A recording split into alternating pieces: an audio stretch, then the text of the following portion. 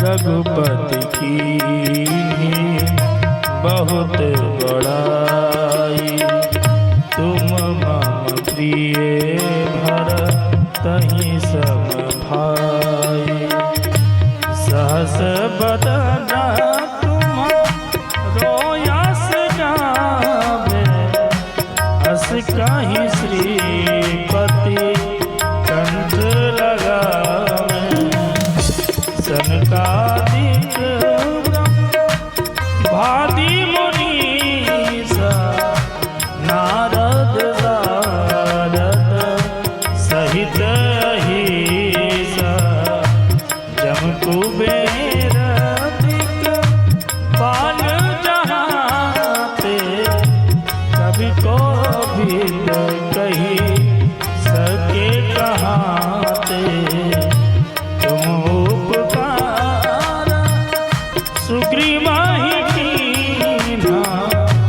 राम मिलाए राजपद दीन्हा।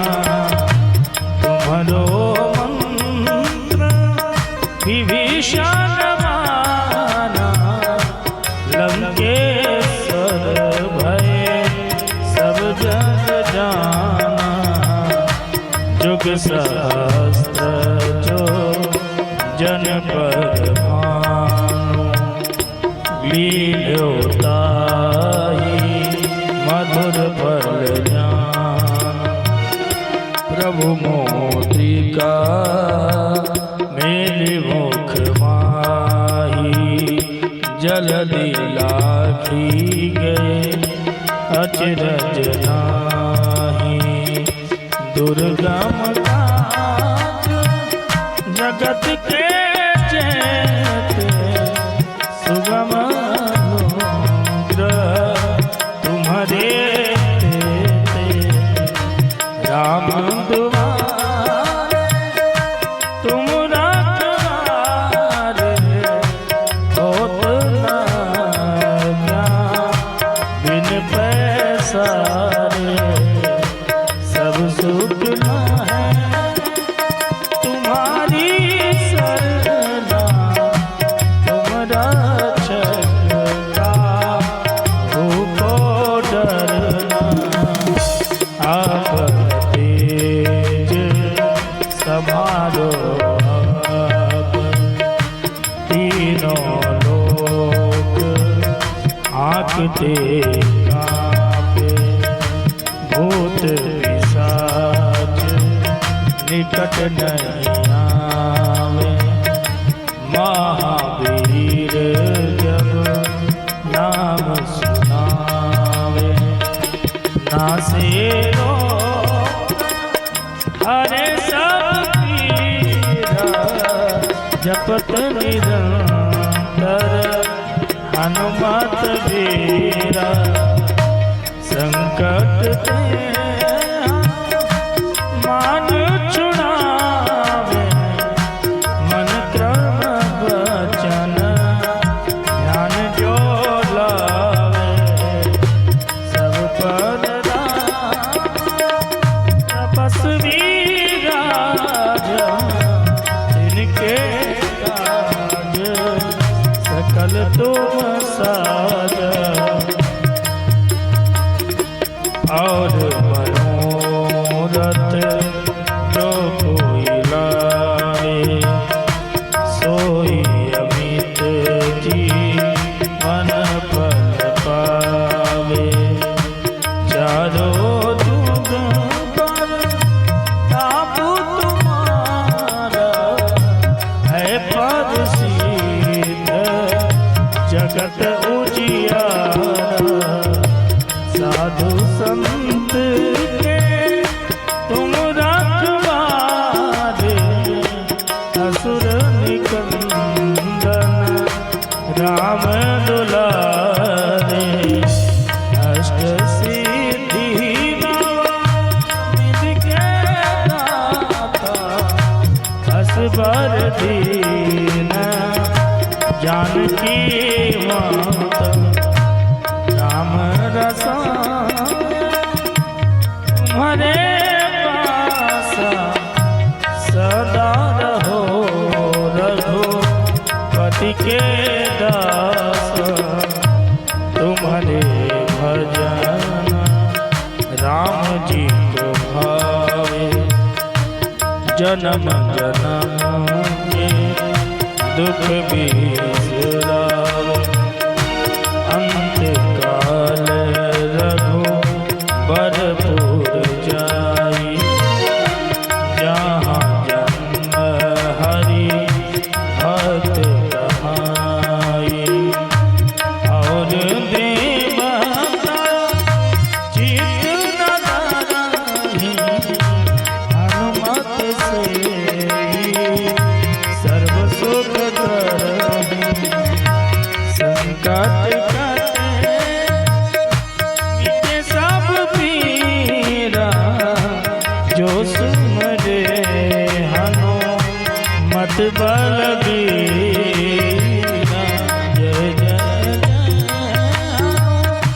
मान गोसाई। कृपा करो गुरु देव की नाई। जो सतबार पाठ कर कोई छूटहि बंदी। महासुख होई। जो यह पढ़े हनुमान चालीसा। होय सिद्धि साखी गौरीसा। तुलसीदास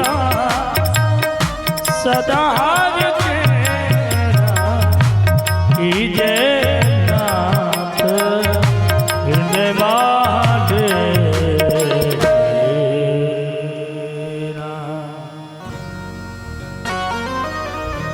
पवन तनय संकट हरण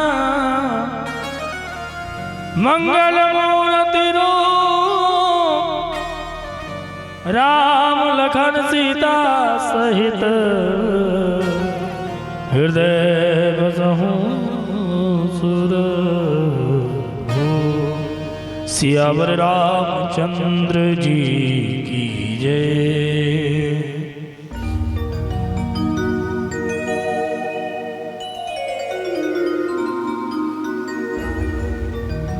कुछ चरण में परम पूज्य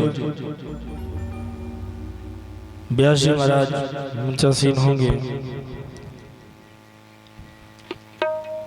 हम सभी बड़े ही भाव के साथ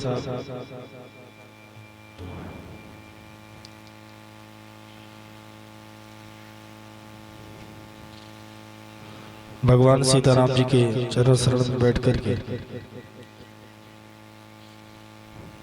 भजन को श्रवण करेंगे।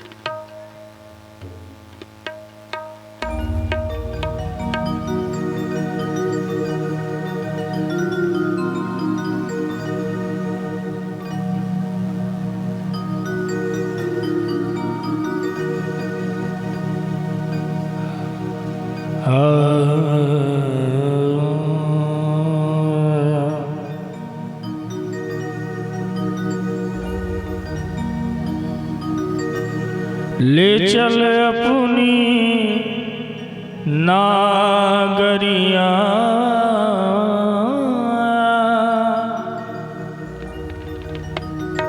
ले चल अपनी नागरिया,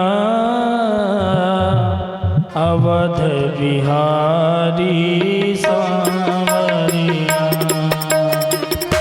अवध बिहारी सांवरिया। ले चल अपनी नागरिया, ले चल अपनी नागरिया अवध बिहारी सावरिया अवध बिहारी सावरिया।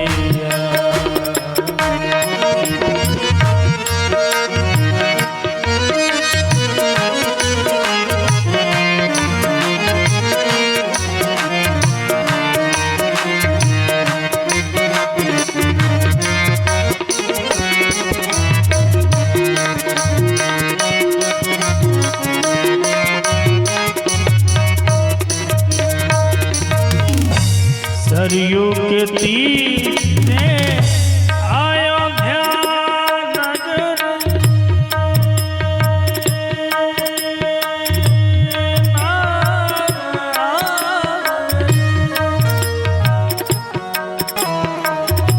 सरयू के तीरे अयोध्या नगर संत भरे जहाँ गागरिया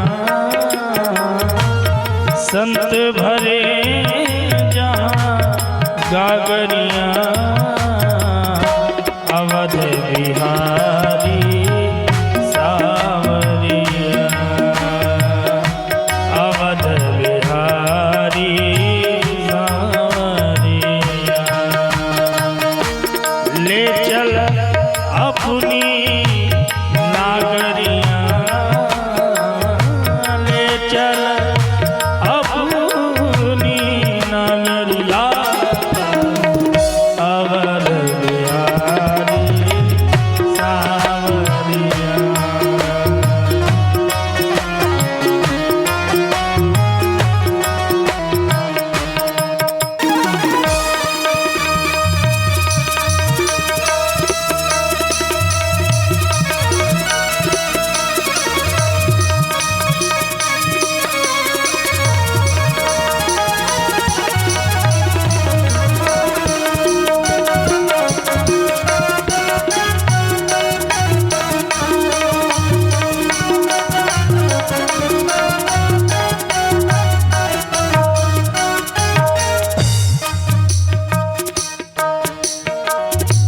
कनक भवन सिया राम जी विराज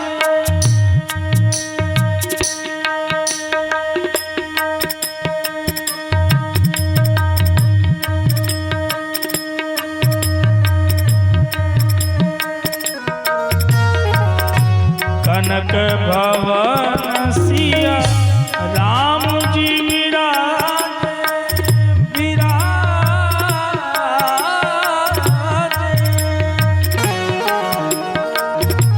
कनक भवन सिया राम जी विराजे देख भई मैं बावरिया देख भई मैं बावरिया अवध बिहारी सावरिया अवध बिहारी ले चल अपनी नागरिया ले चल अपनी ले चल अपनी नागरिया जी अवध बिहारी सावरिया अवध बिहारी अवध बिहारी अवध बिहारी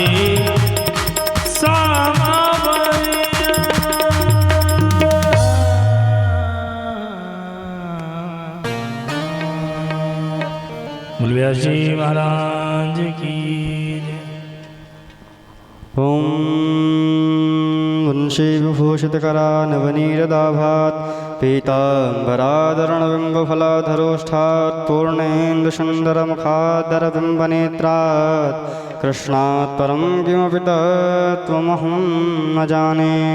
ध्येयं सदा परिभवग्नमभीष्टदोहं तीर्थास्पदं शिवभिरञ्चिनुतं शरण्यं प्रत्यार्तिहं प्रणतपालभवाब्धिपूतं वन्दे महापुरुषते चरणारविन्दम्। ॐ गुरुर्ब्रह्मा गुरुर्विष्णुः गुरुर्देवो महेश्वरः गुरुर्साक्षात् परब्रह्म तस्मै श्रीगुरुवे नमः। अखण्डमण्डलाकारं व्याप्तं येन चराचरं तत्पदं दर्शितं येन तस्मै श्रीगुरुवे नमः। श्री सद्गुरु चरणकमलेभ्यो नमो नमः। अथ आरार्तिक्यम दीपम प्रज्वाल्य। सभी भक्तगण अपने यथा स्थान पर खड़े हो जाएं और भागवत भगवान की दिव्य मंगलमयी आरती में सम्मिलित हों। ओम आयदकं हवेः प्रजाननं मे अस्तु दशभिरकं सर्वगणकं स्वस्ताये आत्मसान प्रजासान पशुशानि लोकशन्यभयशनेः अग्नेः प्रजां बहुलां मे करोत्पन्नं पयोरेतो अस्मासु धत्तो। हे बांके बिहारी तेरी आरती गाओ, हे बनवारी तेरी आरती गाओ, बांके बिहारी तेरी आरती गाओ, बांके बिहारी तेरी आरती गाओ। आरती गाओ प्यारे तुमको मनाओ, आरती गाओ प्यारे तुमको मनाओ। हे कुंज बिहारी तेरी आरती गाओ, कुंज बिहारी तेरी आरती गाओ। श्री बांके बिहारी तेरी आरती गाओ, बांके बिहारी तेरी आरती गाओ। मोर मुकुट बांके शीश पे सोहे, प्यारी बंसी मेरो मन मोहे, देख छवि में देख छवि में बल बल जाऊं, हे अवध बिहारी तेरी आरती गाऊं जी, कनक बिहारी तेरी आरती गाओ। चरणों से निकली है गंगा प्यारी, चरणों से निकली गंगा प्यारी, जिसने सारी दुनिया तारी, उन चरणों पे मैं बलि बलि जाऊं, हे कुंज बिहारी तेरे आरती गाऊं, राधा जी के प्यारे तेरी आरती गाओ। यशोदा दुलारे तेरी आरती गाओ। कर्पूर गौरम करुणावतारम संसार सारम भुजगेन्द्रहारम सदा वसन्तं हृदयारविन्दे भवं भवानी सहितं नमामि। त्वमेव माता च पिता त्वमेव बन्धु च सखा त्वमेव वेद्या द्रविणं त्वमेव सर्वं मम देव देव त्वमेव सर्वं मम देव मम देव देव। आरार्तिक्यं वारार्तिक्यं समर्पयामि जलेन शीतलीकरणं पुष्पै देवाभिवन्दनम् आत्माभिवन्दनं शीतले त्वं जगन्माता शीतले त्वं जगत्पिता शीतले त्वं जगद्धात्रे शीतलायै नमो नमः अधमन्त्रपुष्पाञ्जलिं ॐ जिग्नेन जिग्नमाया जन्ददेवस्तानि धर्माणि प्रथमान्यासन्नाते हनकं महिमानः शचन्दद्रवोद्वेषाध्यः सन्ति देवः नानासुगन्धिपुष्पाणि यथा कालोद्भवानि च पुष्पाञ्जलिर्मयार्तग्रहात् परमेश्वरः मन्त्रमहापुष्पाञ्जलिं समर्पयामि प्राणपुरुषोत्तमाय नमो नमः श्रीराधाकृष्णाय नमो नमः बोलिए श्रीमद्भागवत महापुराण की जय श्री वृंदावन बिहारी लाल की पूज्य सदगुरुदेव भगवान की राधा माधव सरकार की काशी विश्वनाथ भगवान की लहा बाबा सरकार की धर्म सम्राट स्वामी करपात्री जी महाराज की पूज्य सदगुरुदेव भगवान की सुखदेव भगवान की नमः पार्वती पदये हर हर महादेव जय श्री सीताराम। सभी भक्तगण अपने यथास्थान पर एकाग्रचित होकर बैठ जाएं और चल रही इस श्रीमद् भागवत गंगा का लाभ लें। आज कथा का षष्ठम दिवस है और भगवान द्वारिकाधीश और महारानी रुक्मिणी का मांगलिक विवाह भी है। आप सभी भक्तवासियों से, ग्रामवासियों से, क्षेत्रवासियों से यह निवेदन है कि जहाँ तक इस साउंड सर्विस के माध्यम से मेरी आवाज़ पहुँच रही है, आप सभी यथाशीघ्र विलंब न करते हुए कथा प्रांगण में पधारें और भगवान की दिव्य लीलाओं का दर्शन करें। हम ज़्यादा समय न लेते हुए पूज्य सद्गुरुदेव भगवान से आग्रह करेंगे कि हमें भगवान की दिव्य लीलाओं का दर्शन कराएं और हमारे जीवन को कृतार्थ करें। बोलिए श्री सद्गुरुदेव भगवान की जय, व्यास जी महाराज की जय। जय श्री सीताराम।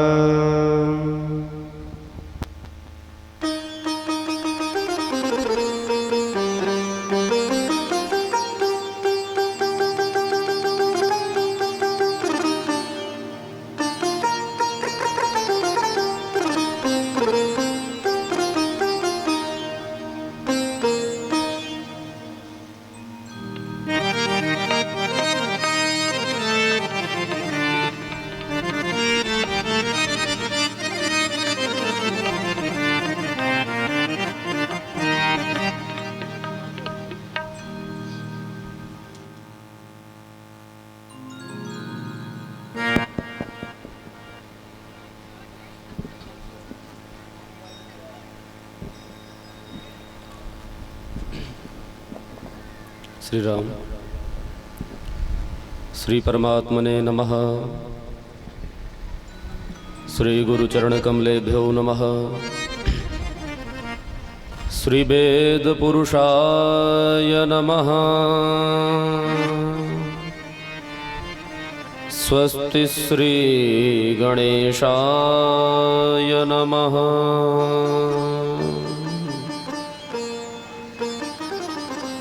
श्री सरस्वत्यै नमः। नमः परमहंसास्वादितिकचरणकमलचिन्मकरन्दाय भक्तजनमानस निवासाय श्रीरामचन्द्राय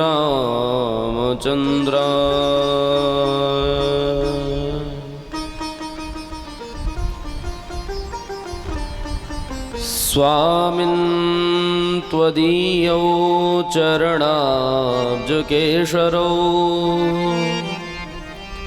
सुशोभितौ रक्तनखावलैकुलै मुहुरमुहुरयोगिकराभिलालितौ पुनः पुनः काङ्क्षति मन्मधुव्रतः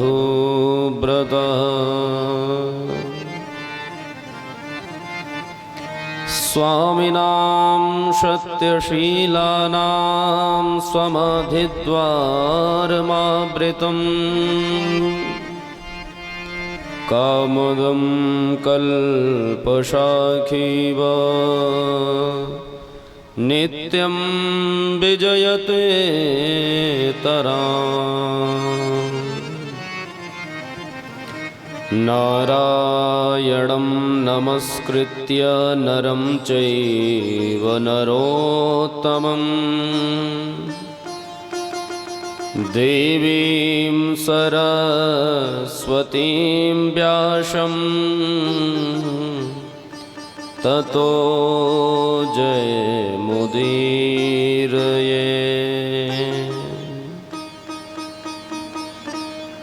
कृष्णाय वासुदेवाय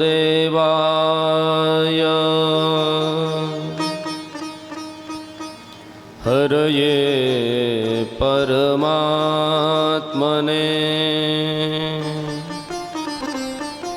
प्रणतक्लेशनाशाय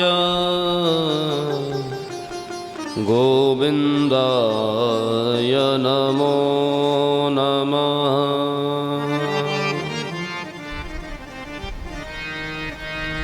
यद्दर्शनं श्रेष्ठकरं नराणां यद्ब्रह्मचर्यं भुवि नास्त्यनेकम् यस्मिन् कामादिगणोपवेशः तस्मै नमः स्वामिवराय नित्यम्। ज्ञानिनामपि चेतांसि देवी भगवती हि सा बलादाकृष्य मोहाय महामाया प्रयक्षति। बोले यत्र यत्र रघुनाथ कीर्तनं तत्र तत्र कृतमस्तकाञ्जलिं वाष्पवारि परिपूर्णलोचनं मारुतिं नमत राक्षसान्तकम्।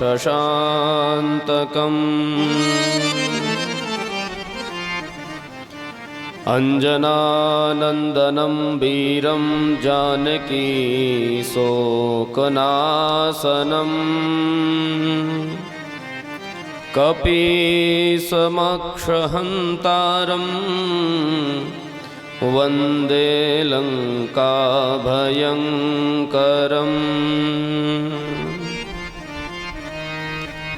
उल्लङ्घसिन्धो सलिलं सलीलं यः शोकवघनिं जनकात्मजाया आदाव्यतेनैव ददाह लङ्काम् नमामि तं प्राञ्जलिराञ्जनेयम्। बोले भक्त भक्ति भगवंत गुरु चतुर्नाम बपुएक इनके पद बंदन किए नासत विघ्न अनेक। बोले जय जय श्री राधा रमण जय जय नवल किशोर जय गोपी चित चोर प्रभु जय जय माखन चोर।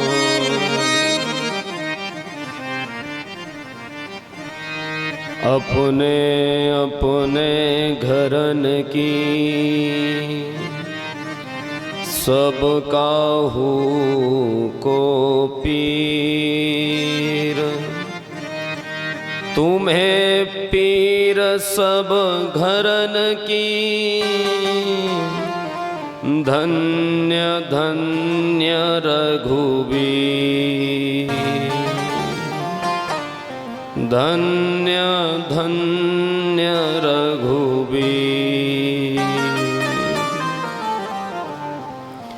बोल भक्त वत्सल भगवान की जय हो, योगीराज कृष्ण भगवान की जय हो, श्रीमद्भागवत महापुराण की जय हो, श्री सुखदेव जी महाराज की जय हो, श्री व्यास जी महाराज की जय हो, श्री स्वामी परमहंस जी महाराज की जय हो, पूज्य सद्गुरुदेव भगवान की जय हो, समस्त संत वैष्णव समाज की जय हो, समस्त विप्रन की जय हो, समस्त देवी देवताओं की जय हो, श्री मल्हा बब्बाजू सरकार की जय हो, अपने अपने माता पिता की जय हो, अपने अपने सद्गुरुदेव भगवान की जय। जय जय श्री सीताराम।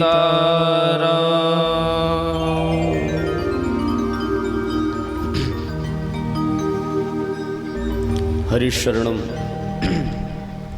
हरिशरणम हरिशरणम हरिशरणम।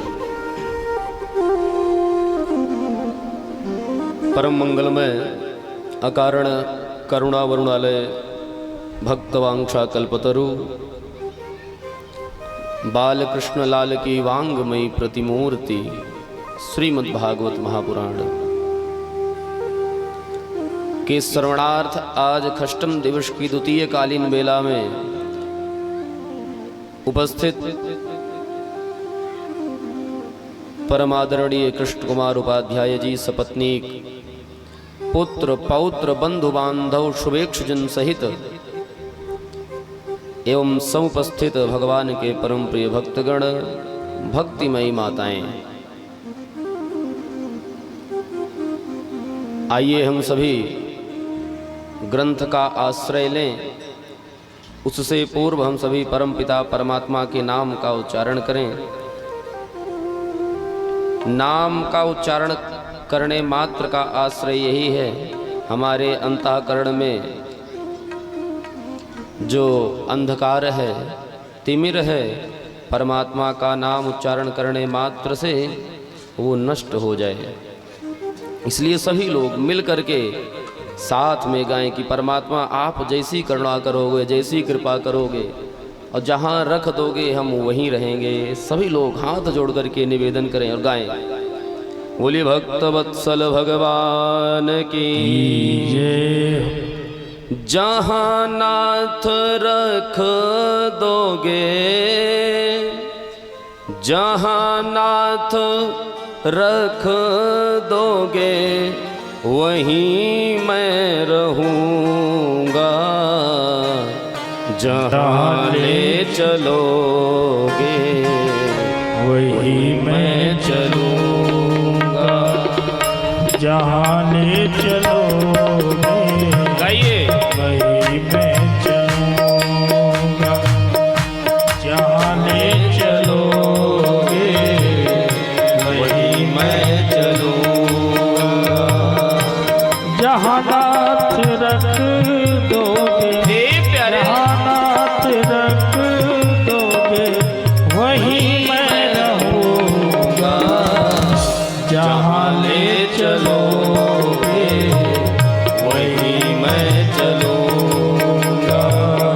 जहाँ ले चलोगे वही मैं चलूँगा।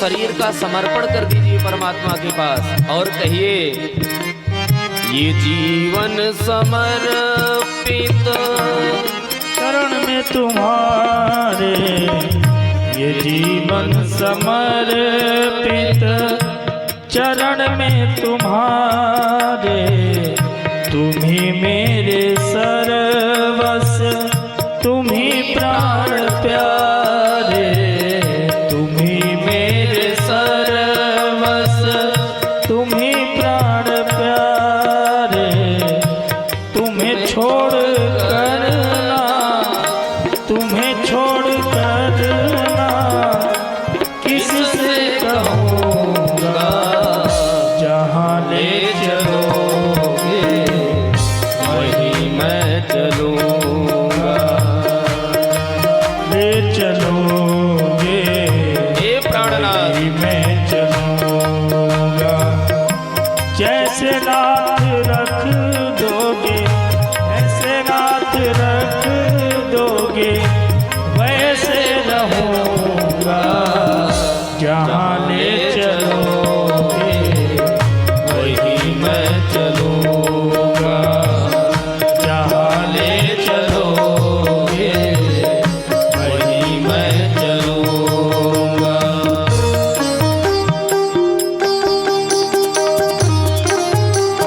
हे रघुनाथ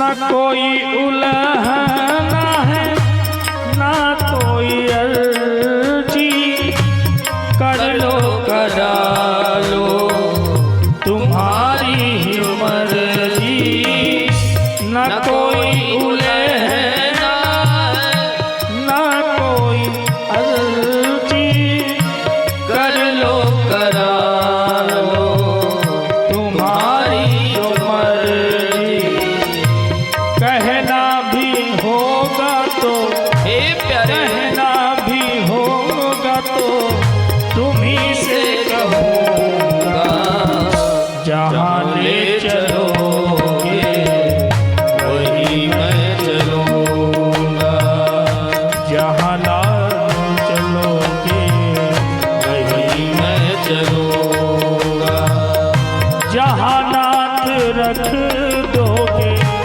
जहाँ नाथ रख दोगे वहीं मैं रहूँगा, जहाँ ले चलोगे वहीं मैं चलूँगा।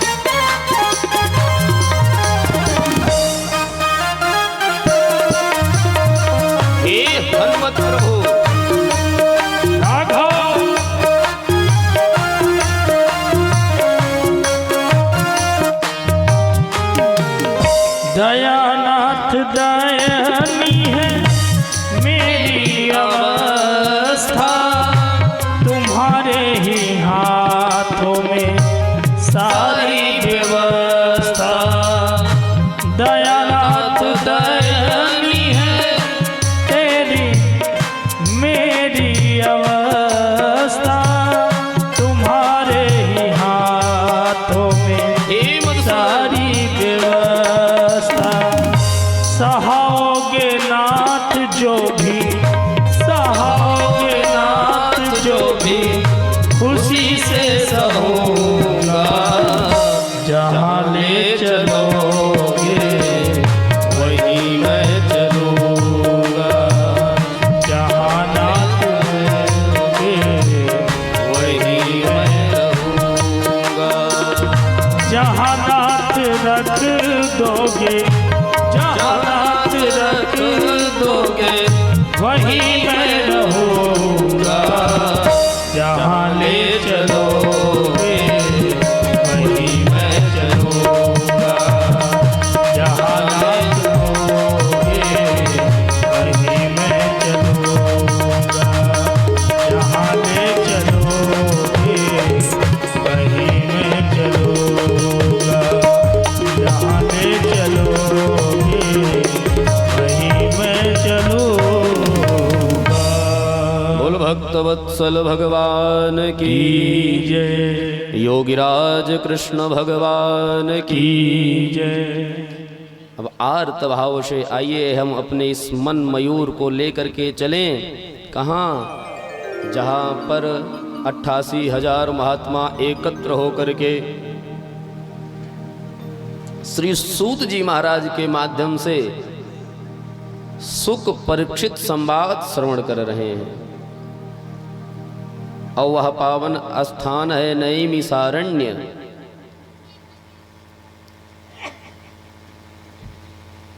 विशाल सत्र चल रहा है और सूत जी महाराज संसार के कल्याणार्थ महात्माओं को सुख परीक्षित संवाद श्रवण करा रहे हैं। सुखदेव जी कहते हैं महात्माओं, सूत जी कहते हैं महात्माओं, कल के सत्र में हम सभी ने श्रवण किया। भगवान लगभग 7 वर्ष के हो गए हैं। अपने पिताजी से निवेदन करते हैं और इंद्र की पूजा बंद करा करके गिरिराज का पूजन करवाते हैं, गोवर्धन का पूजन कराते हैं। समस्त गोप ग्वाल मिल करके एक साथ गोवर्धन जी का पूजन किए। सुखदेव जी कहते हैं राजर्षि परीक्षित, पूजन तो संपन्न हुआ, बढ़िया खोड़सोपचार से समस्त गोप ग्वालों ने मिलकर के पूजन किया। अभी तो पूजन जैसे ही संपन्न हुआ, प्रसाद वितरण होने लगा। सभी ने खूब बढ़िया प्रसाद पाया। अब विचार करिए, जिसको प्रतिदिन भोजन मिल रहा हो और अगर उसको आप भोजन देना बंद कर दें तो क्रोध तो आएगा ही। उसी प्रकार से इंद्र ने देखा कि ये ग्वाल बाल तो प्रतिवर्ष हमारी पूजा किया करते थे, इस बार क्या हुआ? अरे ये नंद का जो छोरा है ये अपनी पूजा करा रहा है। अब कुपित हो गया इंद्र, मेघमालाओं को आदेशित करता है और जितनी भी मेघमालाएं हैं समस्त आदेश पा करके इंद्र का तुरंत क्रोधित हो जाती हैं और ऐसी जलवृष्टि करती हैं, ऐसी जलवृष्टि करती हैं कि मानिए पूरा ब्रज जलमय हो गया। अब तो जितने भी गोप ग्वाल हैं सब भयाक्रांत हो गए, डर गए, निवेदन करने लगे परमात्मा से। सब आकर के कृष्ण के चरणों में गिरे और कहते हैं कि प्रभु अब तो आप ही रक्षा करो। क्यों? क्योंकि बता रहे हैं सुखदेव की कोई साधारण वृष्टि नहीं हो रही है। स्थूला स्थूला वर्षधारा मुंचस्तौभे स्वभीक्षण। स्थूला स्थूला मोटी मोटी धारा के साथ जलवृष्टि हो रही है। भगवान कहते हैं गोप ग्वालों बिल्कुल परेशान मत हो, चिंतातुर मत हो। क्यों? क्योंकि अभी अभी हमारी गिरिराज से वार्ता हुई है गोवर्धन जी से। अच्छा, क्या कहा है? कहा है कि अगर कोई आपदा विपदा आएगी तो बहुत ज़्यादा परेशान मत होना और हमको ही अपने नख पर धारण कर लेना। कहा नख पर धारण कर लेना? अरे तू कन्हैया बावरा हो गया क्या? 7 कोस का गोवर्धन भला हम लोग उठाएंगे कैसे? कन्हैया कहते हैं आप लोग बिल्कुल चिंता मत करो, इनका आदेश है कि जैसे ही हम लोग उठाना प्रारंभ करेंगे ये एकदम हल्के हो जाएंगे। कहा अच्छा हाँ। अब गोविंद ना विलंब करते हुए जैसे छत्राम इव बालका बरसात के समय एक छत्र के भांति कीड़ा खर उत्पन्न होता है। क्या बोलते हैं भैया उसको? छत्र के जैसे होता है, छोटा छोटा। हाँ, कुकुरमुत्ता कहते हैं उसको, भैया बता रहे हैं। जिस प्रकार से बरसात में छोटे छोटे बालक क्रीड़ा में, खेल में उस कुकुरमुत्ता को उखाड़ करके क्रीड़ा करने लग जाते हैं, उसी प्रकार से परम पिता परमात्मा गोवर्धन जी को उठा करके अपने वाम हस्त की कनिष्ठिका उंगली पर धारण कर लिया। सुखदेव जी कहते हैं राजर्षि परीक्षित, केवल उंगली पर ही नहीं, कनिष्ठिका अग्रभाग, कनिष्ठिका का अग्रभाग जो नख है उस नख पर धारण कर लिया। बोल गिरिवरधारी भगवान की जय। और जैसे ही धारण करते हैं समस्त गोप गोपिकाओं को बुलाते हैं, आओ सभी लोग आ जाओ। बिल्कुल परेशान मत हो। सुखदेव जी यहाँ बताते हैं राजर्षि परीक्षित, जितने भी गोप गोपी हैं, यहाँ तक कि गोवत्स गौए हैं, सभी आकर के उसी गिरिराज के छत्र के नीचे आ गई। वंदना करते हैं, कृष्ण कृष्ण महाभाग त्वन्नाथम गोकुलम प्रभो त्रातुर्महर्षि देवानां कुपिता भक्तवत्सलः। अरे गोविंद, यह इंद्र तो कुपित हो गया है, अब तो भक्तवत्सल आप ही हैं, आप ही हमारी रक्षा करिए। जितने भी गोप गोपिकाएं हैं, समस्त गोप गोपिकाएं परमात्मा का स्तवन करते हैं और गोविंद समस्त गोप ग्वालों की रक्षा करते हैं गोवर्धन को धारण करके। लगभग 6 दिनों का समय व्यतीत हो गया। गोप गोपियाएं कहती हैं, अरे लाला तू आज 6 दिनों से ऐसे एक ही स्थान पर खड़ा है, तुम्हारे कमर में दर्द होने लगा होगा, हाथ पैर में, तू भी कुछ जलपान वगैरह कर ले, इस प्रकार से कब तक खड़ा रहेगा? गोविंद कहते हैं नहीं नहीं कोई बात नहीं, हमको एकदम बढ़िया सुखपूर्वक खड़े हैं। लेकिन बार बार जब गोप गोपिकाएं कहने लगी कि अरे इस कन्हैया को लगता है कि केवल यही उठा करके रखा है, हम इतने बड़े बड़े गोपाल हैं, बढ़िया अपनी लाठी डंडों को लगा करके सर लगाया है, कोई कंधा लगाया है, कोई डंडा लगाया है, इसको लग रहा है कि केवल यही उठाया है। अरे कन्हैया तो इस धोखे में ना रहे, ये सारा बल तुम्हारे ऊपर नहीं है, हम सभी अपने लाठी डंडों का बल लगाए हुए, तभी तो ये गोवर्धन रुका है। गोविंद कहते हैं अच्छा, कहते हैं और क्या? गोविंद एक कार्य करो, तुम भी थोड़ा सा आराम कर लो, विश्राम कर लो। जैसे ही इतना कहा तो परमात्मा कहते हैं भाई ठीक है, आप लोग कहते हो, बारंबार जिद कर रहे हो तो। सुखदेव जी कहते हैं जैसे ही राजर्षि परीक्षित भगवान अपने हस्त को थोड़ा सा ढीला करते हैं, उसी क्षण जितने भी गोप गोपिकाओं के डंडे लगे हुए हैं, लाठियां लगी हुई हैं, सभी चटाचट टूटने लगे। अब तो सब घबराए, अरे कन्हैया संभाल, अरे संभाल जल्दी, नहीं तो सबका प्राणांत हो जाएगा, खोपड़ी पड़ जाएगी, कमर टूट जाएगी। भगवान ने कहा क्या हुआ भाई, अभी तक तो बता रहे थे कि हम ही ने रोका है। सभी घबरा गए, अरे क्या ये वास्तव में कन्हैया ही ने सारा बल गोवर्धन का रोक रखा है? गोविंद कहते हैं महात्माओं देखो तो कन्हैया के बल की कोई था ही नहीं। गोपाल कहते हैं देखो देखो, अब इस कन्हैया को ही पकड़े रहने दो, सभी लोग अपने अपने हाथ को हटाओ, जरा देखो तो कि इसका कितना बड़ा सामर्थ्य है, किस प्रकार से यह इस गोवर्धन को धारण किया हुआ है। जैसे ही इतना कहा तो समस्त गोप गोपी सब अपने अपने लाठी डंडों को हटा करके, और जैसे ही लाठी डंडों को हटाते हैं तो देखते हैं कि गिरिवरधारी केवल अपने बघ नखों पर, अपने कनिष्ठिका उंगली के नखों पर धारण किए हुए गिरिराज को, केवल अपने नख पर धारण किए हुए हैं। ऐसे दृश्य को देख करके समस्त गोपाल सब आश्चर्यचकित रह गए, अरे ये गिरिराज धारण किया हुआ है, इसके बल की तो कोई कल्पना ही नहीं कर सकता है। जैसे ही इतना कहा अरे गिरिराज का इतना बड़ा परिश्रम, इतने ही बड़े बलशाली हो गए हैं कि देखो तो पूरे गिरिराज को धारण कर लिया।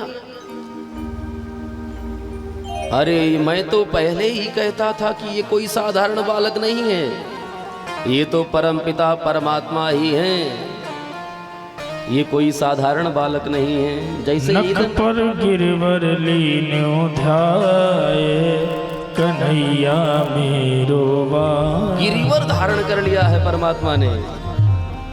कहते हैं कि मैं तो पहले ही कहता था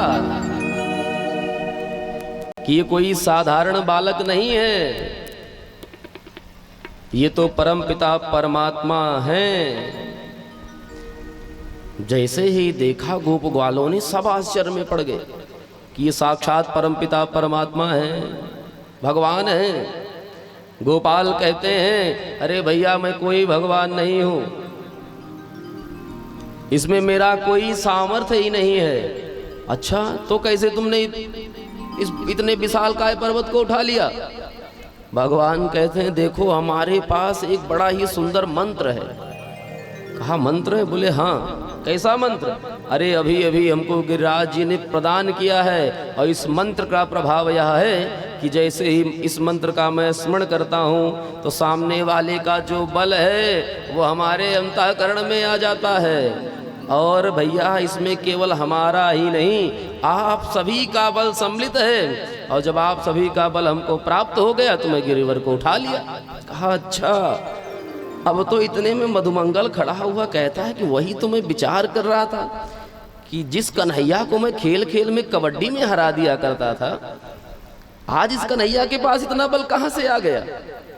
वही तो मैं सोचा, अरे कन्हैया तू कभी माखन की चोरी करता है, कभी कपड़ों की चोरी करता है, चीर का हरण करता है, और अब तो तूने हद ही पार कर दी, हमारे बल को ही चुरा लिया।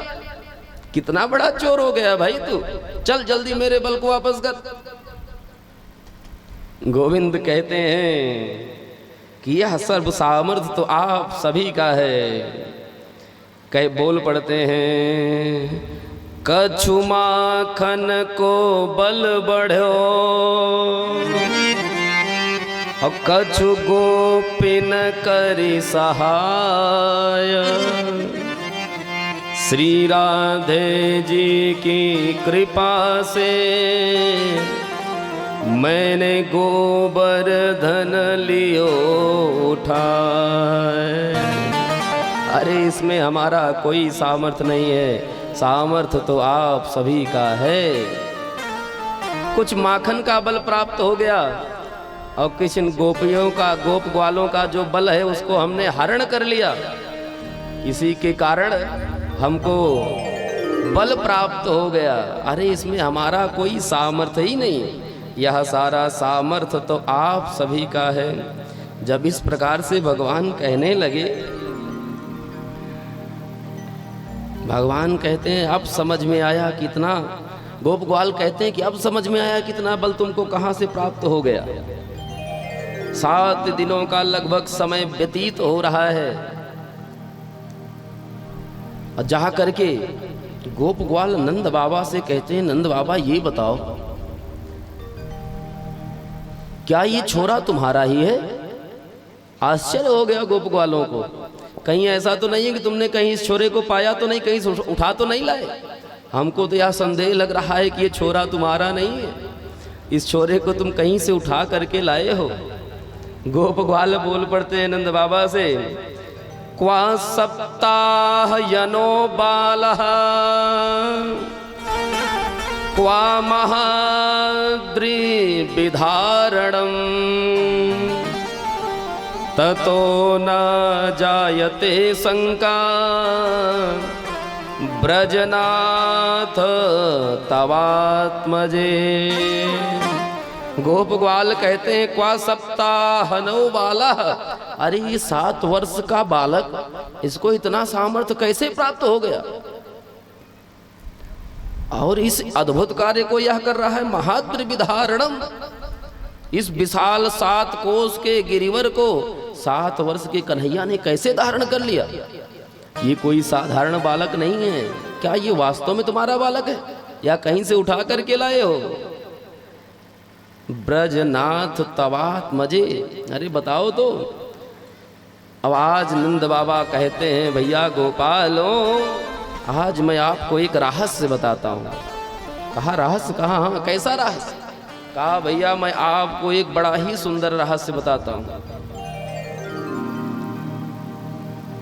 मैं एक रहस्य आप सबसे छुपाया हूँ। कौन सा रहस्य? अरे एक बार गर्गाचार्य जी का आगमन हुआ और गर्गाचार्य जी ने हमारे दोनों पुत्रों का नामकरण किया। और जब नामकरण किया गर्गाचार्य जी ने, तो मैंने उनसे उत्सुकता बस पूछ लिया कि महाराज जरा हमारे दोनों बच्चों के बारे में कुंडली का फलादेश तो कर दीजिए कि इनके गुणकर्म कैसे होंगे। तब गर्गाचार्य जी ने बताया। क्या कहते हैं? इदानीम कृष्णताम गतः, इनका नाम तो कृष्ण होगा, अपितु क्या बहुनी संति नामानि रूपाणि च सुतस्य ते।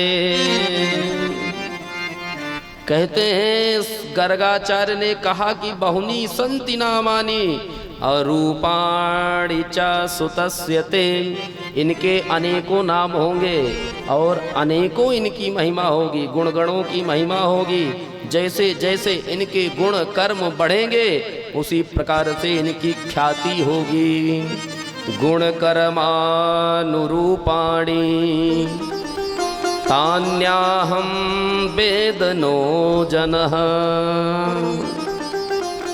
इतना ही नहीं, कहते हैं गर्गाचार्य जी, तस्मानंद कुमारोऽयं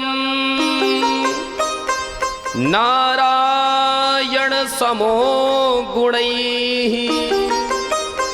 गर्गाचार्य जी ने बताया कि हे आनंद, तस्मानंद कुमारोऽयं, ये जो तुम्हारा पुत्र है कुमारोऽयं नारायण समो गुणैः, ये कोई साधारण बालक नहीं, नारायण के समान आपका बालक है। लेकिन गर्गाचार्य जी ने वहां पर हमको सावधान कर दिया। क्या कहा? कि इस रहस्य को तुम किसी से बताना नहीं। क्यों? श्रियः कीर्त्यानुभावेन तत्कर्म सुन विस्मयः, ये स्वतः ही लोगों को प्राप्त हो जाएगी। क्या? श्रेयः कीर्त्यानुभावेन, इनके द्वारा किए हुए जो श्रेय है, इनकी जो कीर्ति है, ये स्वतः ही लोगों को प्राप्त होगी। आपको किसी से बताने की आवश्यकता नहीं है। और अगर तुम बताओगे तो जो कीर्ति है ये बड़ी जल्दी फैलती है। और अगर कहीं ऐसा हुआ कि कंस को पता चल गया कि नंद का जो पुत्र है वो नारायण के समान गुणवान है, तो कंस को यह पता है कि इसी ब्रज में उसका शत्रु नारायण के समान जन्म ले लिया है, तो कहीं ऐसा ना हो कि इसको कष्ट दे। इसलिए इस रहस्य को तुम छुपा करके रखना। नंद बाबा कहते हैं भैया गोपालों, इस रहस्य को आज तक मैंने छुपा के रखा, और आज जब तुम लोग इस प्रकार से पूछने लगे तो मैं बता रहा हूँ, ये गर्गाचार्य जी का आदेश है। और उन्होंने बताया है क्या? तस्मानंद कुमारोऽयं नारायण समो गुणैः। इस प्रकार से जब नंद बाबा ने बताया तो सब आश्चर्य में पड़ गए। अब भला विचार करो,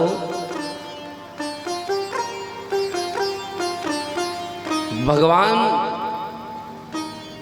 गर्गाचार्य कहते हैं भगवान के विषय में कि भगवान के समान तो कोई दूसरा है ही नहीं। भगवान के समान तो केवल भगवान ही है। समझे? मनु और शत्रुपा परमात्मा को प्राप्त करने के लिए तपश्चर्या कर रहे हैं। परमात्मा जब प्रसन्न हो गए तो कहते हैं, चाहूं तुम्हारी समान सुत, आपके समान हमको पुत्र चाहिए। भगवान मुस्कुरा करके कहते हैं गर्गाचार्य जी मनु और शत्रुपा से कि हमारे समान तो इस संसार में कोई नहीं है। अरे साधारण सी बात है, हम स्वयं को ही देख लें, हमारे जैसा नाक नक्शा किसी और पुरुष का मिलता है क्या? जब हम मनुष्यों का स्वरूप एक दूसरे से नहीं मिलता है तो वो तो परमपिता परमात्मा है, उनका स्वरूप कहाँ मिल सकता है? भगवान स्वयं आए हैं मनोहर सतरूपा के पास। उसी प्रकार से गर्गाचार्य जी जब बता रहे हैं कि नारायण समो गुणई, ये नारायण के समान वागा, तो यहीं पर गोप ग्वालों को समझ जाना चाहिए। और गोविंद नंद बाबा गोप ग्वालों को कहते हैं ये गर्गाचार्य जी का आदेश है कि ये नारायण के समान होगा। ये रहस्य आज तक मैंने आप सबसे छुपाया और आज आपके पूछने पर मैं बता देता हूं।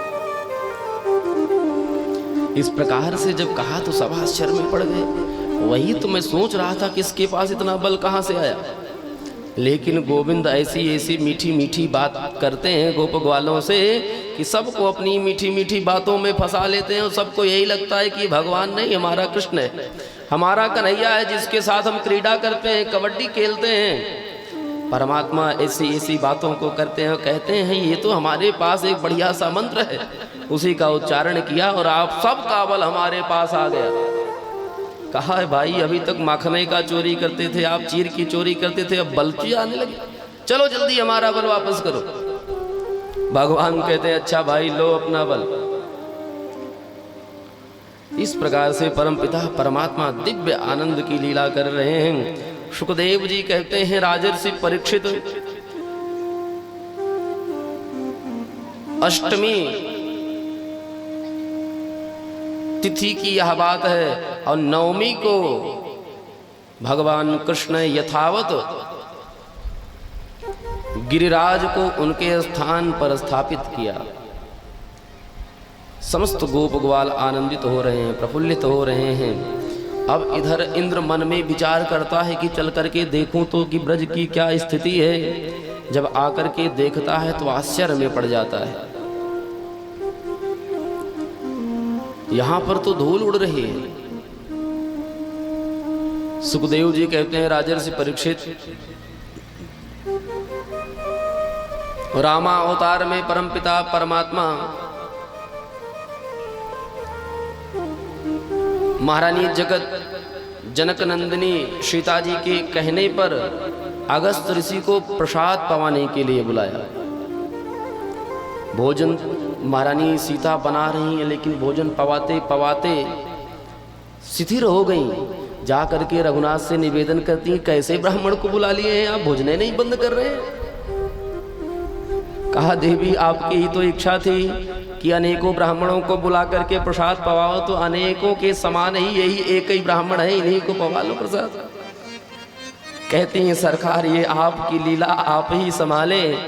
जाकर के रघुनाथ जी ने निवेदन किया है और कहा कि अब जल पान कराओ, तो कहा जल आपको कृष्णावतार में मिलेगा। उन्हीं अगस्त जी का आह्वान किया और अपने सुदर्शन को आदेशित करते हैं कि समस्त जल को एकत्र करके ले आकर के अगस्त को पान कराओ, और सारा जल अगस्त जी पान कर गए। इसीलिए कहीं जल दिखाई ही नहीं पड़ा। परमात्मा के सामर्थ्य को देख करके इंद्र घबरा गया, आकर के निवेदन कर रहा है।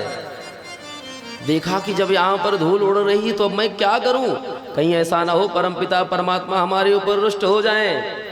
दौड़े भागे इंद्र ब्रह्मा जी के पास जाकर के निवेदन करने लगे सरकार हमसे तो अपराध हो गया। कहा कोई बात नहीं, भगवान को अगर प्रसन्न करना है तो एक बड़ी ही सीधी साधारण बात है। कहा क्या, जो परमपिता परमात्मा है वो बड़े ही गौभक्त हैं, गौ भक्त हैं। अगर उनको प्रसन्न करना चाहते हो तो सर्वप्रथम गौ माता को प्रसन्न करो। तुरंत इंद्र पहुंचते हैं अपने देवलोक और वहां पर सुरभि माता को प्रणाम करते हैं। अथाह सुरभि कृष्णम अभिवंद्य मनस्वनी। कहते हैं हे आदिशक्ति माँ, अब आपकी आवश्यकता है, यह दास आपके चरण में है। परमपिता परमात्मा हमारे ऊपर रुष्ट हो गए हैं, आपकी सहायता की आवश्यकता है। महारानी सुरभि को जाकर के इंद्र ने प्रणिपात किया, प्रणाम किया और कामधेनु के साथ इंद्र ब्रज पहुंच रहे हैं। महारानी सुरभि ऐसे स्थान पर खड़ी हुई कि वहीं पर इंद्र ने सुरभि के दुग्ध से पय से भगवान कृष्ण का अभिषेक किया और दुग्ध की धार भगवान श्री कृष्ण के मस्तक पर पड़ने लगी और परमपिता परमात्मा प्रसन्न हो गए। इंद्रः सुरर्षभि साकं नोदितो देवमातृभिः अभ्यसिंचित दार्साहं गोविंद इति चाभ्यधा। बढ़िया सुंदर अभिषेक किया इंद्र ने और परमात्मा का एक बड़ा ही सुंदर नामकरण किया इंद्र ने। कौन सा नामकरण किया? नहीं भाई, गोविंद का अभिषेक किया है परमपिता परमात्मा ने। किससे अभिषेक किया है? गौ के दुग्ध से, गौ के पय से। इसीलिए नामकरण क्या किया? गोविंद। यहीं से परमपिता परमात्मा का नाम पड़ा गोविंद, क्योंकि परमात्मा परम गो भक्त हैं। ये बात ब्रह्मा जी ने जब इंद्र को बताई तो महारानी सुरभि को लेकर के प्रकट हुए हैं, ताकि अगर परमात्मा रुष्ट भी हो तो गौ माता को देख करके प्रसन्न हो जाएं। बोली गोविंद भगवान की जय। इंद्र के ऊपर बड़ी ही महती कृपा करी परमपिता परमात्मा ने। सुखदेव जी महाराज से राजर्षि परीक्षित कहते हैं, प्रभु अपराध तो इंद्र ने भी किया और अपराध ब्रह्मा जी ने भी किया, तो ब्रह्मा के ऊपर परमात्मा ने करुणा क्यों नहीं करी और इंद्र के ऊपर कर दी? सुखदेव जी मुस्कुराए, कहते हैं परमात्मा को गौ और उनके भक्त अत्यधिक प्रिय हैं, और जो उनके परम प्रिय भक्त हैं गौ माता हैं, उन्हीं भक्तों को, उन्हीं गौ माता को ब्रह्मा जी ने उनसे दूर कर दिया। और इंद्र का अपराध यह है कि इनके अपराध से भक्त और गौ माता इनके सन्निकट आ गए। इसीलिए परमपिता परमात्मा इंद्र के ऊपर शीघ्र कृपा कर दिए और ब्रह्मा के ऊपर कृपा नहीं करी। क्यों? क्योंकि उन्होंने भक्तों को दूर किया परमात्मा से। और जो जीव परमपिता परमात्मा के भक्तों के साथ आघात करता है, परमपिता परमात्मा के भक्तों को दूर करता है, ऐसे जीव के ऊपर परमपिता परमात्मा कभी करुणा नहीं करते, कभी कृपा नहीं करते। सुखदेव जी कहते हैं, राजर्षि परीक्षित इसलिए सावधान रहना चाहिए, कहीं हमारे द्वारा हमसे परमपिता परमात्मा के भक्तों का अपराध ना हो जाए। दसवीं के दिन आकर के 10 श्लोकों में इंद्र ने वंदना की और भगवान ने कृपा करी। सुखदेव जी कहते हैं, राजर्षि परीक्षित दूसरे दिन आ रही है एकादशी और नंद बाबा निराजली एकादशी रहते हैं। स्थिति क्या हो रही है? एकादश्याम निराहारो समभ्यर्च जनार्दनम स्नातुम नंदस्तु कालिंद्या द्वादश्याम जलमाविशत। एकादश्याम निराहारो, नंद बाबा निराहार एकादशी व्रत रहते हैं। व्रत का भी नियम बताया गया है। व्रत का अर्थ होता है संकल्प,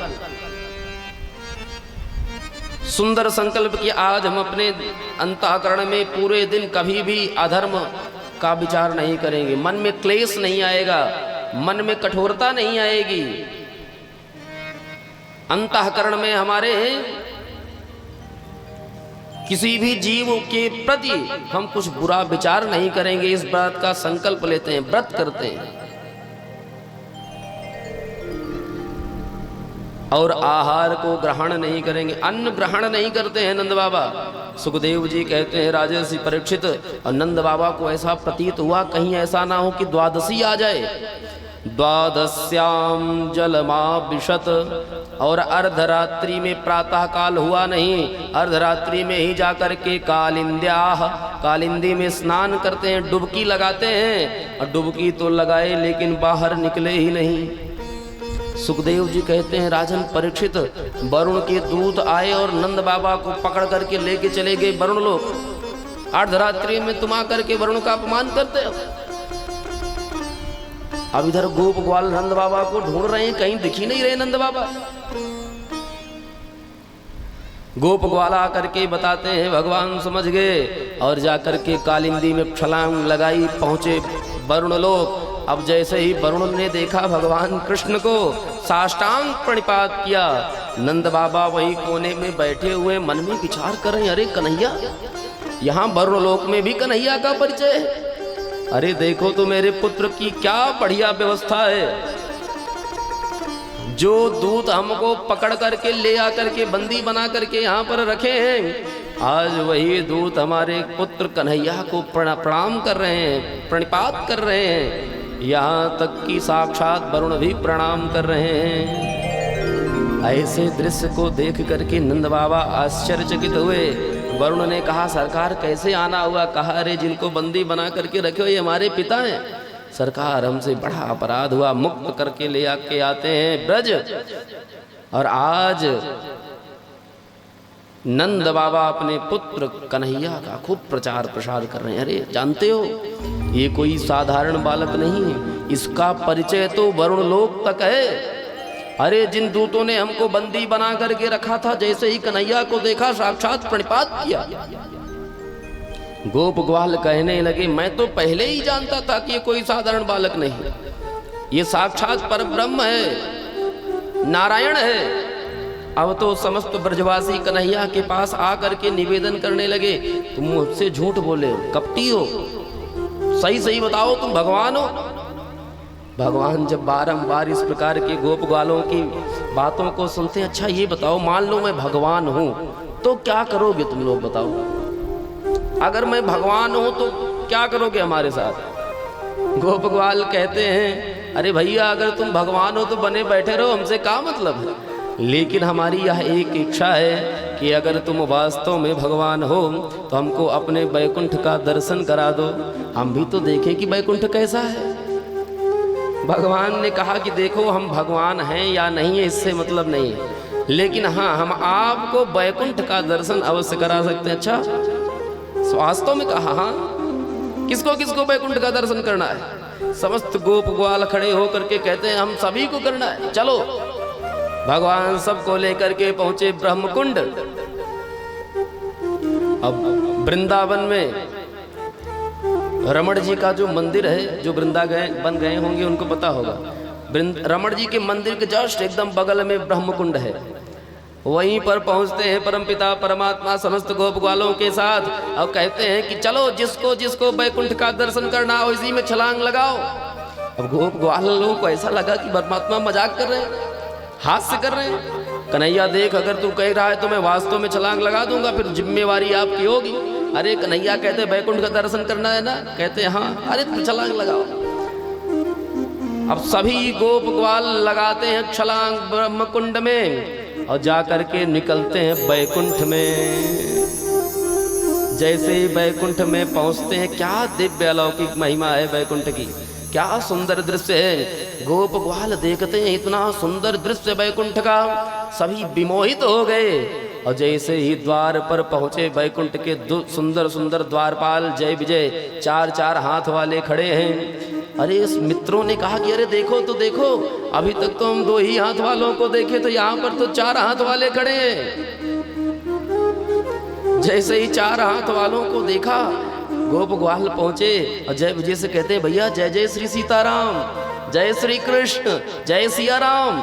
अब जैसे इस प्रकार से कहने लगे गोप ग्वाल तो जय विजय हाथ लगा करके मुंह पे कहते शांत रहो, यहाँ पर बोलने का आदेश नहीं है, एकदम शांत चित्त रहो, ये वैकुंठ का नियम है। अब ये ब्रजवासी वास्तव में ये जो ब्रजवासी होते हैं बड़े ही चंचल होते हैं, चंचलता उद्दंडता ये ब्रजवासियों के रग में होती है।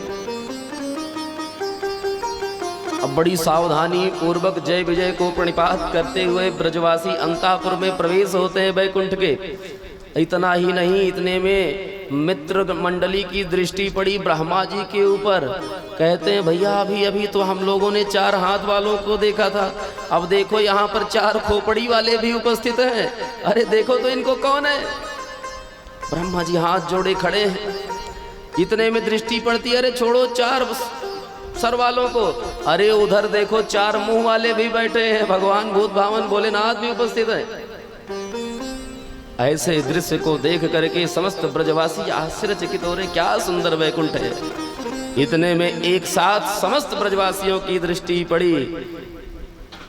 दिव्य सुंदर सैया लगी हुई है और उस शेष की सैया पर गोपाल देख क्या रहे हैं कि उनके जो कन्हैया हैं, जो कृष्ण हैं, वही साक्षात उस सैया पर उपस्थित हैं। जैसे ही कन्हैया को देखा गोप ग्वालों ने, सबने कहा अरे देख तो देख, वो मेरा कन्हैया बैठा है, चलो हम सब चलते हैं उसके पास।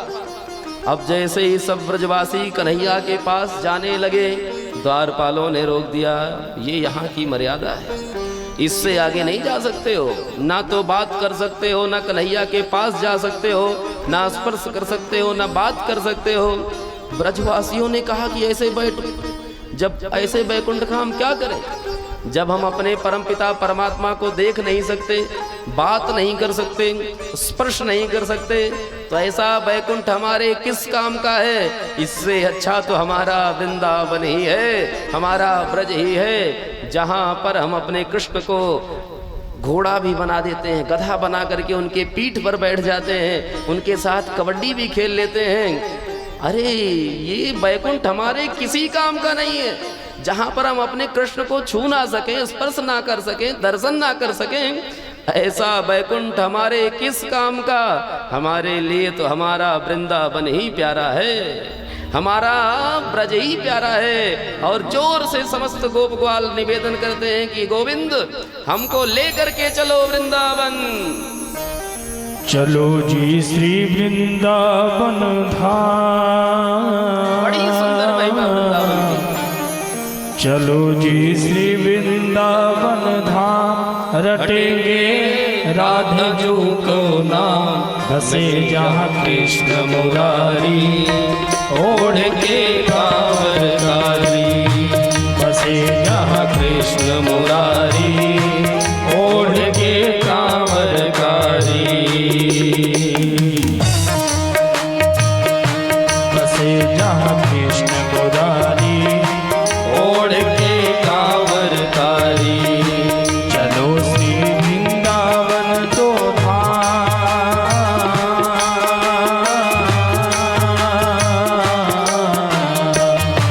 चलो जी श्री वृंदावन धाम, रटेंगे राधे जो का नाम, जहाँ कृष्ण मुरारी, ओढ़ के कांवरकारी, बसे जहाँ कृष्ण मुरारी, ओढ़ के कांवरकारी।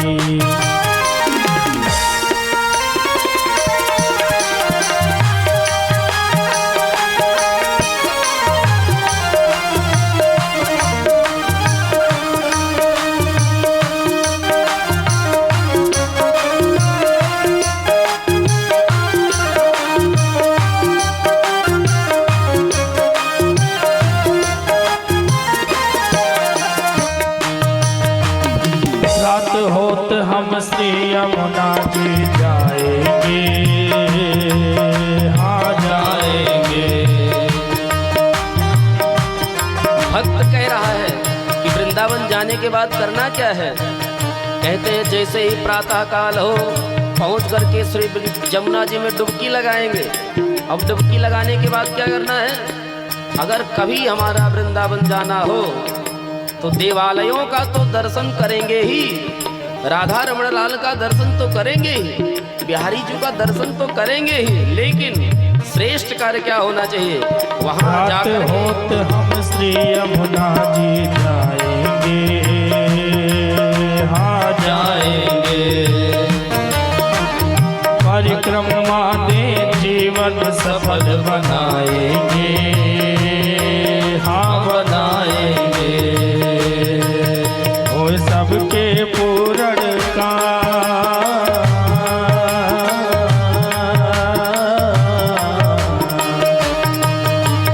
सबके पूरण का रटेंगे राधे जी का नाम बसे जहाँ कृष्ण मुरारी ओढ़ के कांवर प्यारी हो बसे जहाँ कृष्ण मुरारी ओढ़ के कांवर कारी बसे जहाँ कृष्ण मुरारी ओढ़ के कांवर कारी बसे जहाँ कृष्ण मुरारी ओढ़ के कांवर कारी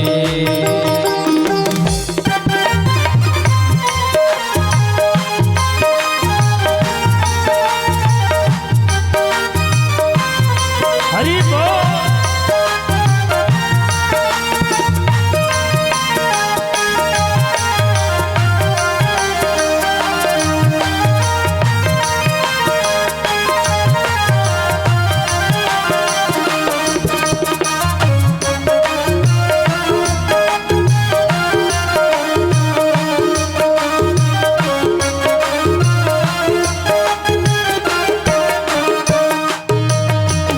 सिर्फ साल में होए एक दिन मंगल है, हाँ मंगल है।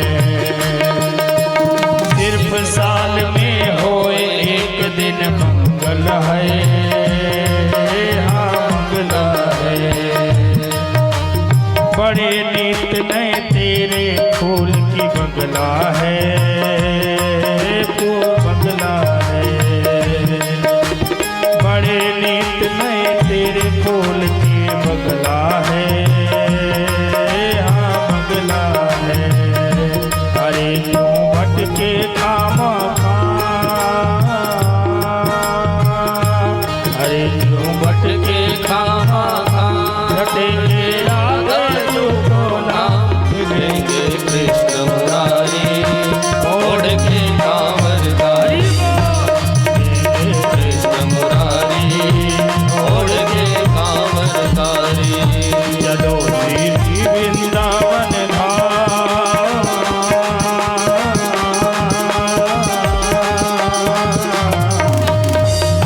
चलो श्री वृंदावन धाम रटेंगे राधे जू को नाम बसे जहाँ कृष्ण मुरारी ओढ़ के कांवर कारी बसे जहाँ कृष्ण मुरारी ओढ़ के कांवर कारी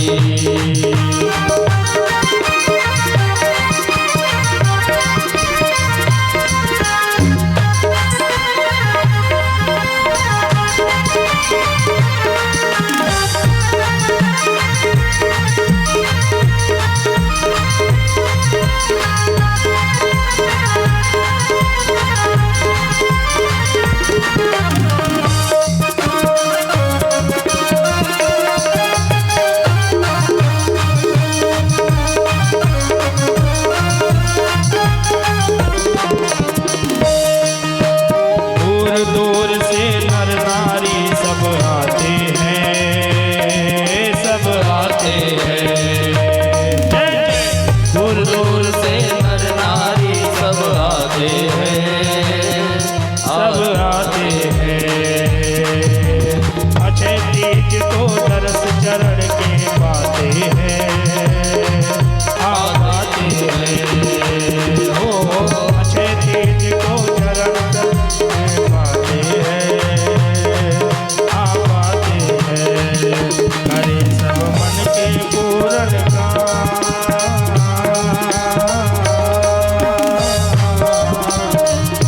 करे सब मन के पूरन का रटेंगे राधा जू को नाम से जाके मुरारी ओढ़ के कांवर कारी बसे जहाँ कृष्ण मुरारी ओढ़ के कांवर कारी बसे जहाँ कृष्ण मुरारी ओढ़ के कांवर कारी बसे जहाँ कृष्ण मुरारी ओढ़ के कांवर कारी बसे जहाँ कृष्ण मुरारी ओढ़ के कांवर कारी।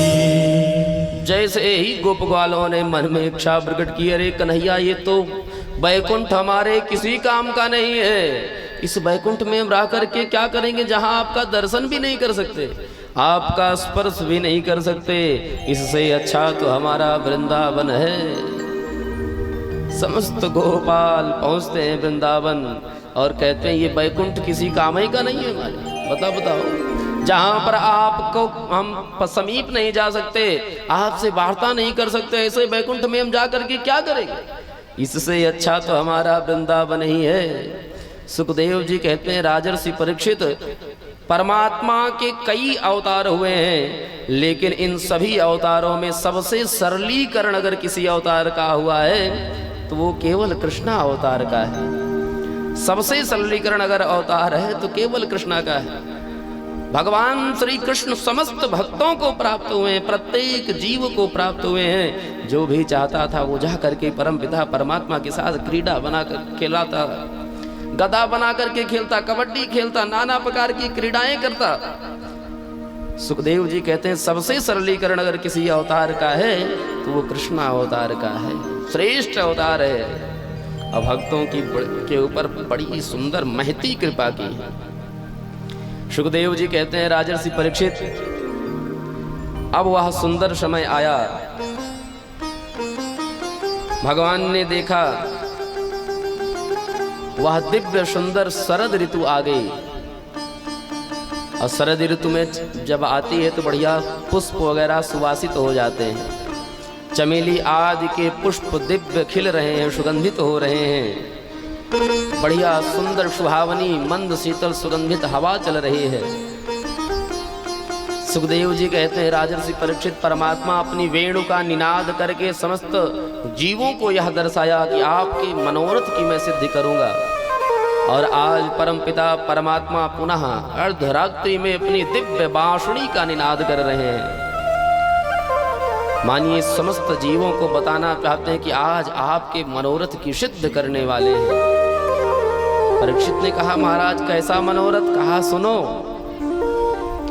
भगवान पिता रात्रि शरदोत्फुल्ल मल्लिका वीक्षरन्तु मनश्चक्रे योग माया उपाश्रिता। भगवान जब देखते हैं भगवान पिता रात्रि शरदोत्फुल्ल मल्लिका, जब शरद ऋतु आ गई है, ऐसे दिव्य शरद ऋतु में परम पिता परमात्मा योग माया उपाश्रिता, दिव्य शरद ऋतु में परमपिता परमात्मा योग माया का आश्रय लेते हैं। सुखदेव जी कहते हैं राजर्षि परीक्षित ध्यान दीजिएगा, यहाँ दो प्रकार की माया बताई गई है भगवान की। एक तो दंभवती माया है जो हम सभी संसारियों के अंतःकरण में रहती है। कहा महाराज ये कौन सी माया, इसकी परिभाषा क्या है। कहा ये जो दंभवती माया है ये हमको इसी संसार के मोह माया में फंसाती है। पुत्र पौत्र में, धन को अर्जन करने में, पत्नी के मोह में, पति के मोह में, पुत्र के मोह में ये माया हमको फंसा देती है। धन के मोह में, धन कमाने के चक्कर में जीव पड़ जाता है, जैसे ही दंभवती माया का प्रकोप होता है। और इस दंभवती माया के बीच में जैसे ही जीव पड़ता है तो वो परमात्मा को भूल जाता है। फिर तो केवल उसको धन दिखता है, पैसा दिखता है। इस कलिकाल में सुखदेव जी ने कहा कि अगर आपको जीविकोपार्जन करना है तो धन की तो आवश्यकता है ही है, लेकिन धन कमाना कैसे है बताया। धर्म पूर्वक, धर्म का अनुचरण करते हुए धन को एकत्र करना है। कहीं ऐसा ना हो कि अधर्म का धन हमारे पास आ जाए। और सुखदेव जी ने तो यहाँ तक बताया कि कलिकाल में जिसके पास धन नहीं होगा जीव उसको देखना नहीं चाहेंगे। जिसके पास पैसा नहीं होगा उसको लोग देखना नहीं चाहते हैं, अपने पास बैठने नहीं देना चाहते हैं। ये इस कलिकाल की प्रधानता है। इसलिए कर्म ऐसा करो कि धर्मगत हो, और जब धर्मगत कर्म होगा तो स्वतः ही धन की प्राप्ति होगी। यहाँ पर बढ़िया सुंदर एक अर्धाली है, कहते हैं कि जिसके पास धन नहीं उसकी स्थिति कैसी है। भक्त कहता है पैसा बिन बाप कहे पुत्र ही कपूत भयो। अगर पैसा नहीं है तो अपना पिता भी पुत्र से कहता है पैसा बिन बाप कहे पुत्र ही कपूत भयो। और पैसा बिन भाई कहे बंधु दुखदाई है। इतना ही नहीं, जिसका पाणी ग्रहण हमारे साथ हुआ है वो क्या कहती है, बता रहे हैं पैसा बिन नारी कहे निखट्टू के पाले पड़ी। और पैसा बिन सास कहे कैसो जमाई है। अरे भैया इस पैसे की बड़ी प्रधानता है। पैसा बिन यार पास, पैसा बिन भगनी पास, और पैसा बिन देव करते नहीं सहाई है। अरे पैसा के बिना देवताओं का भी पूजन नहीं होता है। ये पैसे का ही सारा संसार है, पैसे से ही भरा हुआ है। अरे कहते गरीब दास पैसा तुम राखो पास, अब पैसे बिन मुर्दे ने लकड़ी न पाई है।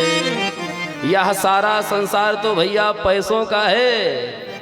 टका धर्म टका कर्म टका ही परमं तपः। और यस्य गृहे टका नास्ति हा टका टक टकायते। जिसके पास टका नहीं है केवल आंख फाड़ करके देखता रहे, संसार में कुछ कर नहीं सकता है। ये कलिकाल की प्रधानता है, इसलिए धन की तो आवश्यकता है। आप ही तो कहते हैं सुखदेव जी राजर्षि परीक्षित, धन कैसे कमाना चाहिए बताया, धर्मगत धर्म हो। धर्मगत धन हमारे घर में आना चाहिए। अपने परिश्रम के माध्यम से, अपने बल के माध्यम से जो हमको धन प्राप्त हो उसी को पर्याप्त मान करके परिवार वालों की सेवा करें और परिवार प्रदान करने वाले परमपिता परमात्मा की सेवा करें। इसलिए दो प्रकार की माया को दर्शाते हुए शुकदेव कहते हैं राजर्षि परीक्षित, एक तो दंभवती माया है जो हमको संसार से मिलाती है, माया में फंसाती है, और दूसरी योगवती माया है। ये जो योगवती माया है ये परमपिता परमात्मा से मिलाती है, और इसी परमपिता परमात्मा से मिलाने वाली माया का सानिध्य लेकर के भगवान श्री कृष्ण आज अपनी बांसुरी का निनाद कर रहे हैं। योग माया उपाश्रितः भगवान श्री कृष्ण योग माया का आश्रय लेकर के दिव्य बांसुरी का निनाद करते हैं, और आज दिव्य महारास का प्रारंभ करने चल रहे हैं। सुखदेव जी कहते हैं इतनी सुंदर बांसुरी परमपिता परमात्मा ने बजाई कि जितने भी गोपिकाएं हैं और जितने भी पशु पक्षियां हैं सभी आर्त भाव से परमात्मा की बांसुरी को सुन करके उसी तरफ दौड़ पड़ते हैं जहां परमात्मा की दिव्य बांसुरी बज रही है। और जैसे ही परमात्मा की बांसुरी को सुन करके गोपियां अपने समस्त कार्यों का त्याग कर देती हैं और त्याग करके उसी परमपिता परमात्मा का आश्रय ग्रहण करती हैं। अरे इतना ही नहीं, सुखदेव जी कहते हैं राजर्षि परीक्षित, एक गोपिका तो गौ का सेवन कर रही थी, चारा आधा प्रदान की है, जैसे ही बांसुरी की धुन सुनी उसी कन्हैया की तरफ दौड़ पड़ती है। इतना ही नहीं, एक गोपी तो अपने पति की सेवा कर रही थी, सेवा को ही बीच में त्याग दिया और कन्हैया की बांसुरी की तरफ दौड़ पड़ी। और जैसे ही समस्त गोपिकाएं भगवान के समीप पहुंचती हैं, भगवान कितना सुंदर स्वागत कर रहे हैं, क्या बोल रहे हैं। परीक्षित सुखदेव उवाच स्वागतम वो महाभाग प्रियम किम करवाणि वह व्रजस्यानामयं कश्चित् ब्रूता गमन कारणम। भगवान कहते हैं अरे गोपिकाओं, इस अर्धरात्रि में तुम इस प्रकार से क्यों आई हो? इस प्रकार से तो अर्धरात्रि में आना उचित नहीं है। भगवान कहते हैं इस प्रकार से तुम्हारा पातिव्रत धर्म नष्ट हो जाएगा। और एक पातिव्रत धर्म धारण करने वाली स्त्री का यह नियम है कि उसको सदैव चाहिए कि अपने पति के अनुसार कार्य करे, अपने पति के अनुसार कार्य करे। इसलिए तुमको इस प्रकार से नहीं आना चाहिए। भगवान कहते हैं देखो मैं तुमको एक दिव्य पातिव्रत धर्म धारण करने वाली स्त्री को श्रवण कराता हूं कि किस प्रकार से पातिव्रत धर्म जीव धारण करते हैं। भगवान कहते हैं देवियों इस प्रकार से तुमको इस रात्रि में आना ही नहीं चाहिए था। अब परमात्मा ने यहां दिव्य सुंदर रास का प्रदर्शन किया है। भगवान कहते हैं देवियों, सुखदेव जी यहां पर दर्शाते हैं। बोलिए भक्तवत्सल भगवान की।